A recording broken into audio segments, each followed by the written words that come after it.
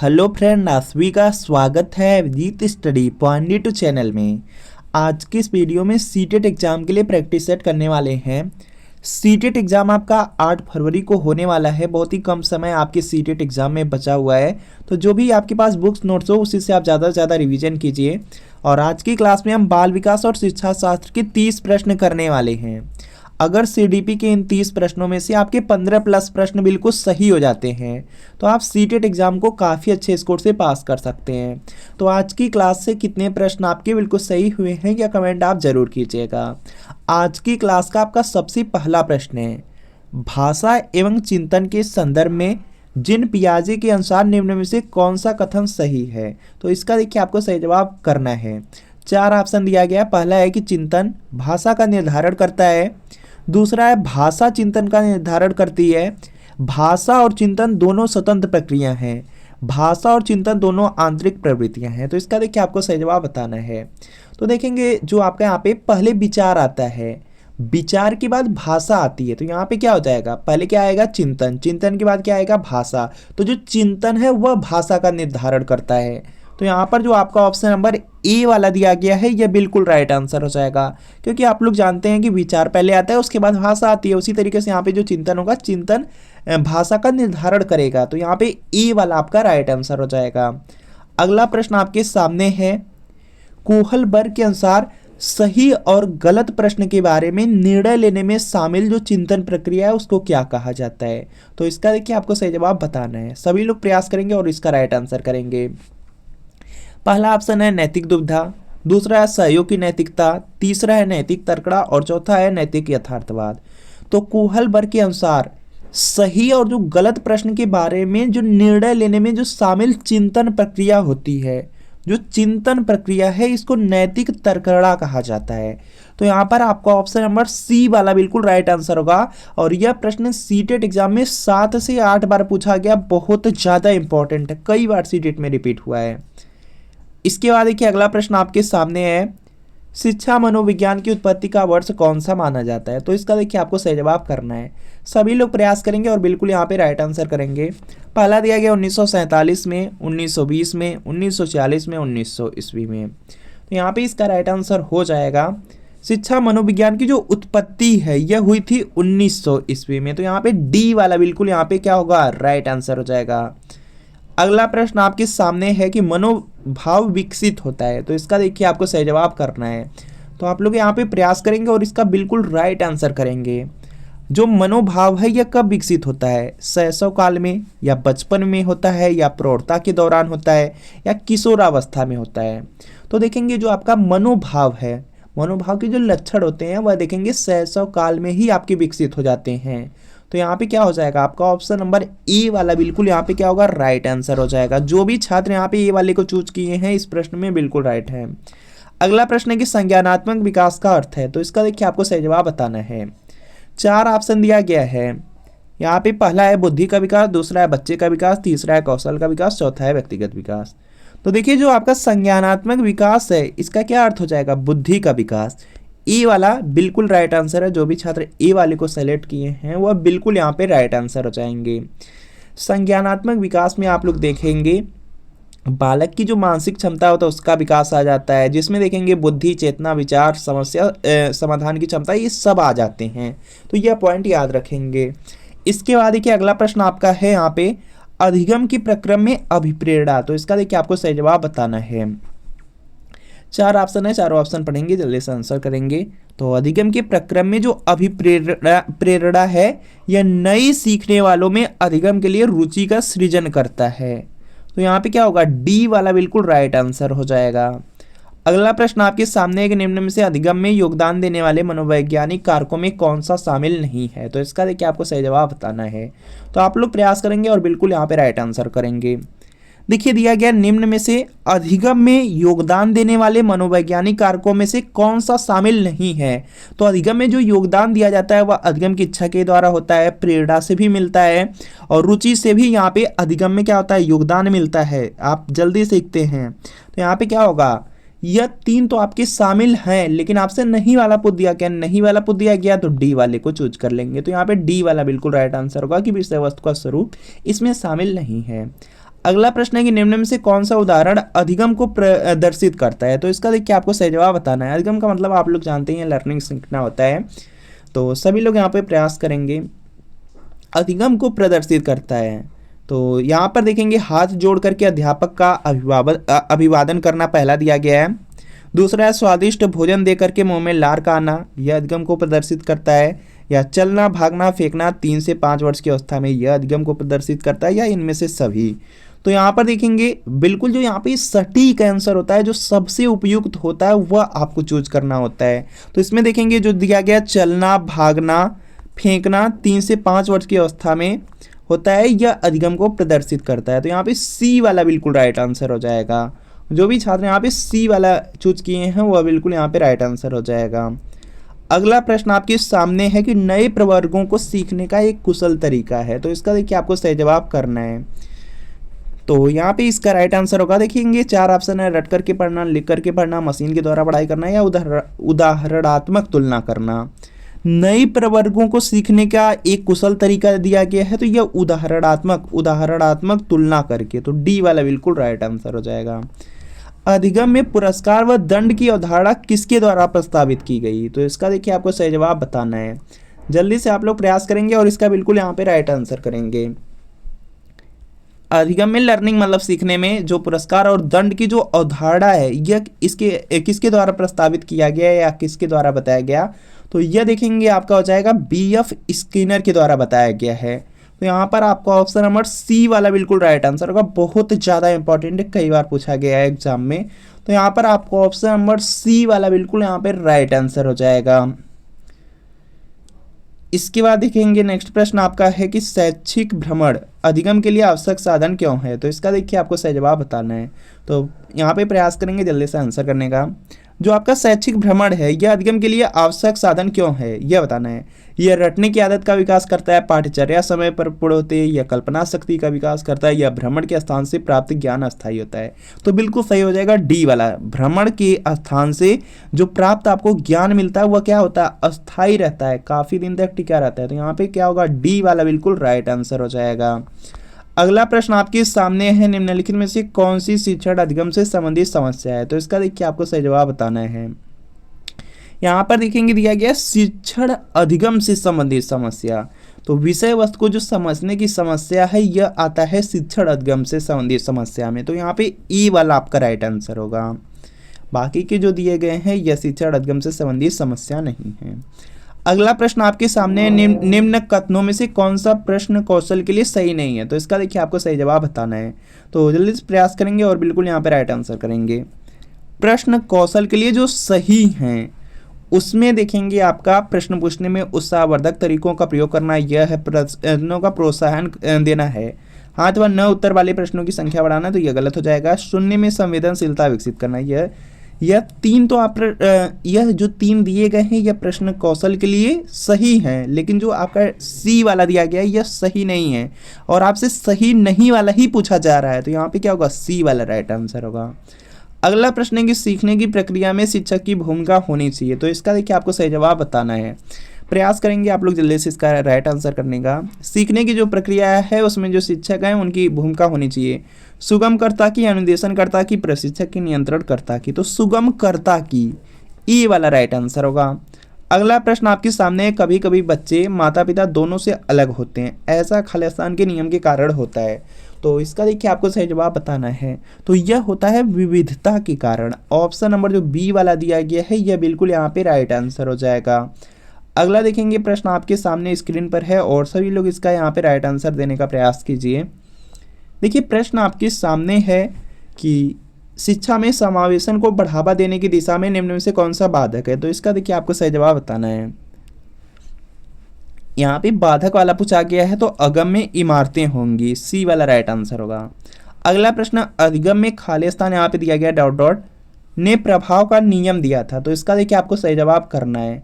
बहुत ज़्यादा इंपॉर्टेंट है, कई बार एग्जाम में पूछा गया है। तो थार्नडाइक ने अधिगम या जो सीखना है उसके लिए मुख्य 3 नियम दिए थे, तत्परता का नियम, प्रभाव का नियम और अभ्यास का नियम। तो यहाँ पर देखेंगे प्रभाव का नियम दिया गया है तो यह थार्नडाइक के द्वारा दिया गया है।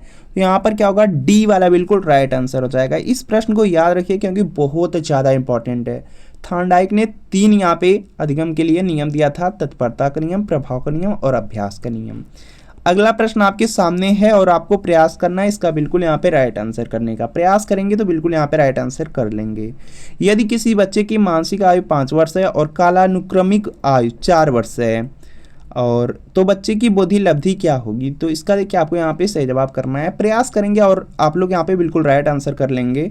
तो यहाँ पे आप लोग बुद्धि लब्धि का फार्मूला जानते हैं, बुद्धि लब्धि का आप लोग फार्मूला जानते हैं। तो क्या होता है बुद्धि लब्धि का यहाँ पे जो फार्मूला होता है यह होता है आपका यहाँ पे मानसिक आयु, यहाँ पे शॉर्ट फॉर्म में लिख दिया जा रहा है मानसिक आयु बटे यहाँ पे वास्तविक आयु या शारीरिक आयु या कालानुक्रमिक आयु, यह सब आपके सेम ही हैं।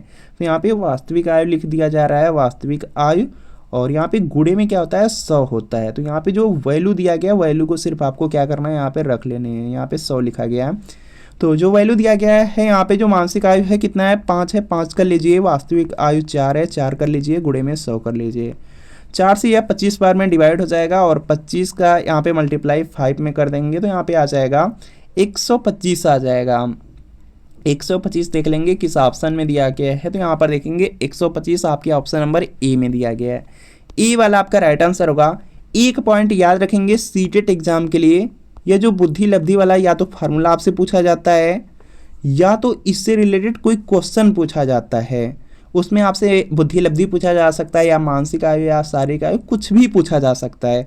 तो इस फार्मूला को याद रखिए और वैल्यू रख करके यहाँ पे जो भी यहाँ पे वैल्यू निकालना रहता है वह आप यहाँ पे जरूर सीख लीजिए क्योंकि बहुत ज़्यादा इंपॉर्टेंट है। एक नंबर आपका बिल्कुल फिक्स हो जाएगा इससे। चलिए अगला प्रश्न आपके सामने कि मनोवैज्ञानिक थॉर्नडाइक ने व्यक्ति को किस आधार पर बांटा है, तो इसका देखिए आपको सही जवाब करना है। तो यहाँ पे इसका राइट आंसर हो जाएगा जो थॉर्नडाइक थे वह व्यक्ति को चिंतन व कल्पना शक्ति के आधार पर वर्गीकृत किए थे, बांटे थे। तो यहाँ पे ई वाला आपका बिल्कुल यहाँ पे राइट आंसर हो जाएगा। अगला प्रश्न आपके सामने है, जल्दी से प्रयास करना है और आपको यहाँ पे क्या करना है राइट आंसर करना है। यहाँ पे क्या करना है आपको राइट आंसर करना है। नवीन ज्ञान की प्राप्ति होती है, तो इसका देखिए आपको सही जवाब बताना है। तो जो नवीन ज्ञान की प्राप्ति है वह देखेंगे दिया गया है ज्ञान स्थानांतरण के द्वारा, रटने के द्वारा, अनुभव द्वारा, नवीन अर्थ ढूंढने के द्वारा, उपरोक्त में से कोई नहीं। तो जो नवीन ज्ञान की प्राप्ति है वह अनुभव द्वारा, नवीन अर्थ ढूंढने के द्वारा होती है। तो यहाँ पे सी वाला राइट आंसर होगा। अगला प्रश्न है शैक्षिक विकास में मूल्यांकन का अर्थ है, तो इसका देखिए आपको सही जवाब बताना है। तो यहाँ पे इसका राइट आंसर होगा ज्ञान क्षमता का मूल्यांकन हो जाएगा। शैक्षिक विकास में जो मूल्यांकन है इसका अर्थ होता है ज्ञान क्षमता का मूल्यांकन, तो डी वाला राइट आंसर है। अगला प्रश्न है वाणी दोष नहीं है, तो इसका देखिए आपको सही जवाब करना है। तो यहाँ पे इसका राइट आंसर हो जाएगा, देखेंगे पहले देखते हैं वाणी दोष क्या है। तो ध्वनि परिवर्तन और अस्पष्ट उच्चारण। तो यहाँ पर देखेंगे अस्पष्ट दिया गया है और ध्वनि का परिवर्तन भी दिया गया है, तो यह क्या हो जाएंगे यह वाणी के दोष हो जाएंगे। धीमी या तेज गति से बोलना, तो यह कोई वाणी का दोष नहीं है, तो यही आपका राइट आंसर हो जाएगा। बाकी यहाँ पे हकलाना या जो तुतलाना होता है यह क्या होता है वाणी में दोष है। तीव्र और अस्पष्ट वाणी, तो यह भी क्या है वाणी का दोष है। तो यहाँ पे क्या होगा धीमी या तेज गति से बोलना, यह कोई वाणी का दोष नहीं है। तो यहाँ पे क्या होगा बी वाला बिल्कुल राइट आंसर हो जाएगा। जो भी छात्र यहाँ पे बी वाले को चूज किए हैं बिल्कुल राइट है। अगला प्रश्न है कि यदि पूर्व ज्ञान व अनुभव नए प्रकार के सीखने में सहायता करते हैं तो उसे कहते हैं। तो इसका देखिए आपको सही जवाब करना है। प्रयास करेंगे बिल्कुल राइट आंसर आपका हो जाएगा यहाँ से। तो यहाँ पे दिया गया यदि पूर्व ज्ञान, अगर आप पहले से कुछ सीखे हैं वह अनुभव जो है उसको नए प्रकार के सीखने में सहायता कर रहे हैं, जो पहले के ज्ञान है जो अनुभव है नए प्रकार की कोई चीज़ है उसको सीखने में आपकी सहायता कर रहे हैं, तो उसे कहते हैं उसको सकारात्मक प्रशिक्षण स्थानांतरण कहते हैं। तो ये क्या होगा यहाँ पे बी वाला बिल्कुल राइट आंसर हो जाएगा। इसके बाद देखेंगे नेक्स्ट है आपका यहाँ पे अभिप्रेरणा का प्रत्याशा सिद्धांत किसके द्वारा दिया गया है। तो इसका देखिए आपको सही जवाब बताना है। तो यहाँ पे इसका राइट आंसर हो जाएगा विक्टर ब्रूम के द्वारा। ऑप्शन नंबर ए वाला बिल्कुल यहाँ पे क्या हो जाएगा राइट आंसर हो जाएगा। अगला प्रश्न आपके सामने है यहाँ पे निम्न में से कौन विकास की विशेषता नहीं है। तो इसका देखिए आपको सही जवाब बताना है। तो यहाँ पे इसका राइट आंसर आपका हो जाएगा यहाँ पे विकास की जो विशेषता है उसमें संचयी होना, दिशात्मक होना, यह तो होता है। बाकी विशिष्ट होना भी विकास की ही यहाँ पे क्या है विशेषता है। तो देख लेंगे यहाँ पे विशिष्ट होना भी है, तो यहाँ पे डी वाला नहीं होगा, डी वाला नहीं होगा, तो यहाँ पे डी वाला यहाँ पे दिया गया, डी वाला राइट आंसर हो जाएगा। अगला प्रश्न आपके सामने है यहाँ पे, कोहलर निम्न में से किससे संबंधित हैं? तो इसका देखिए आपको सही जवाब बताना है। तो कोहलर का जो संबंध था वह था अधिगम के सिद्धांत से। तो यहाँ पे क्या होगा आपका ऑप्शन नंबर जो डी वाला है यह बिल्कुल यहाँ पे राइट आंसर हो जाएगा। इसके बाद देखेंगे यहाँ पे उन्होंने ही यहाँ पर देखेंगे जो सूझ सिद्धांत है, अंतर्दृष्टि वाला सिद्धांत है, उन्होंने ही यहाँ पे उसका वर्णन किया था। अगला प्रश्न आपके सामने है कि चेस तथा कार्ड को निम्न में से किसमें वर्गीकृत किया जा सकता है? तो इसका देखिए आपको सही जवाब बताना है। प्रयास करेंगे बिल्कुल आप लोग यहाँ पे राइट आंसर कर लेंगे। देखिए चेस का मतलब होता है आपका यहाँ पे एक तरह शतरंज है, और यहाँ पे जो कार्ड है तो लड़ाई वाला खेल, यह दोनों आपके क्या हैं, लड़ाई वाले खेल हैं, या बौद्धिक खेल हैं, या प्रायोगिक खेल हैं, या गतिमान खेल हैं। तो यह देखेंगे जो दोनों दिया गया है यह क्या है, बौद्धिक खेल हैं। तो यहाँ पे क्या होगा आपका ऑप्शन नंबर बी वाला बिल्कुल राइट आंसर हो जाएगा, बौद्धिक खेल।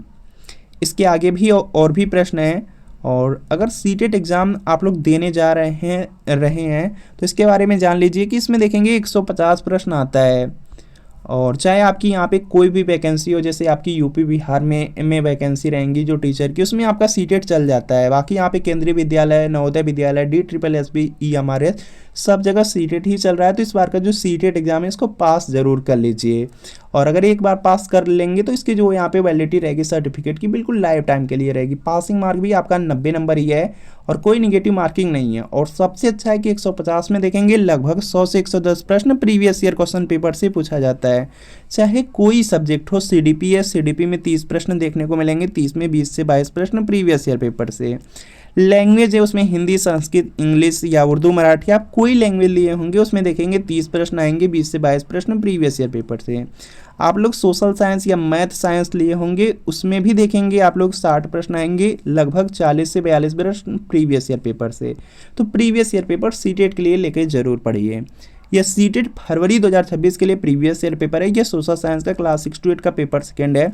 बिल्कुल इसी तरीके से मैथ साइंस का मिल जाएगा, अगर प्राइमरी चाहते हैं प्राइमरी का मिल जाएगा। इसमें जून 2011 से लेकर दिसंबर 2024 तक आज तक सीटेट में जितना पेपर हुआ सबका सेम पेपर इसी में मिलेगा।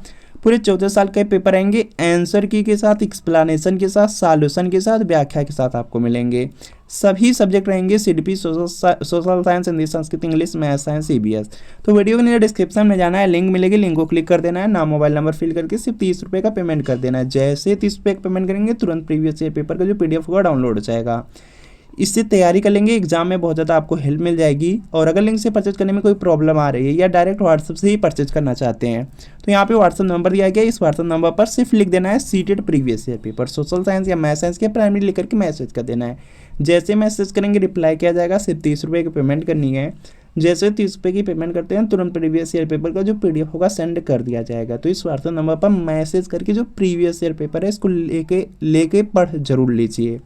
चलिए आगे के यहाँ पे प्रश्न आपके हैं, सीखने की प्रक्रिया में जो सीखने का स्थानांतरण है यह हो सकता है। तो इसका देखिए आपको सही जवाब बताना है। तो यहाँ पे इसका राइट आंसर होगा, आप लोग भी जानते हैं कि जो सीखने की यहाँ पर सीखने का स्थानांतरण होता है उसमें सकारात्मक भी होता है, नकारात्मक भी होता है और शून्य भी होता है। तो यहाँ पे क्या होगा, ए सभी वाला हो जाएगा। तो यहाँ पे क्या होगा, डी वाला बिल्कुल राइट आंसर होगा। आप लोग भी जानते हैं सकारात्मक स्थानांतरण, नकारात्मक स्थानांतरण, शून्य स्थानांतरण, तो ये सब हैं। बाकी इसके अलावा और भी हैं, क्षैतिज स्थानांतरण हो गया, ऊर्ध्व स्थानांतरण हो गया, द्विपार्श्विक स्थानांतरण, ये सब भी होता है। मनोग्रस्ती बाध्यता विकृति 1, तो इसका देखिए आपको सही जवाब बताना है। जो देखेंगे मनोग्रस्ती बाध्यता विकृति है यह एक चिंता की विकृति है, तो सी वाला राइट आंसर होगा। अगला प्रश्न आपके सामने, शिक्षण विधि का चयन करते समय निम्न में से किसको ध्यान में रखने की आवश्यकता नहीं है? तो इसका देखिए आपको सही जवाब बताना है। देखिए जो शिक्षण विधि है इसका चयन करते समय निम्न में से किसका आपको यहाँ पे ध्यान नहीं रखना है वह आपसे पूछा गया है। विद्यार्थियों की मानसिक स्तर का बिल्कुल ध्यान रखना होगा, व्यक्तिगत भेद का बिल्कुल रखना होगा, और अभिभावक की पृष्ठभूमि तो इसका ज़रूरत नहीं है, विषय की विशिष्ट प्रकृति इसकी भी ज़रूरत है, आवश्यकता है। तो आपसे नहीं वाला पूछ दिया गया है, तो सी वाला बिल्कुल राइट आंसर हो जाएगा। तो फ्रेंड आपको बताना है कि इन 30 प्रश्नों में कितने प्रश्न बिल्कुल सही हुए हैं। सभी लोग कमेंट जरूर कीजिए कि 30 में कितना प्रश्न आपका सही हुआ है। और अगर इस वीडियो को आप लोग पहली बार देख रहे हैं या इस चैनल पर पहली बार हैं तो चैनल को सब्सक्राइब आप लोग जरूर कर लीजिए। इसके अलावा अगर इस क्लास के आप PDF चाहते हैं या बहुत सारे यहाँ पर देखेंगे सीटेट के टैग वर्ड हैं या इम्पोर्टेंट नोट्स होते हैं, उन सब के लिए आपको यहाँ पे अभिजीत स्टडी पॉइंट का टेलीग्राम चैनल है। अभिजीत स्टडी पॉइंट का टेलीग्राम चैनल है, टेलीग्राम चैनल को ज्वाइन कर लीजिए। बहुत सारी यहाँ पे PDF बिल्कुल फ्री में मिल जाएंगी, तो टेलीग्राम चैनल को ज़रूर ज्वाइन कर लीजिए।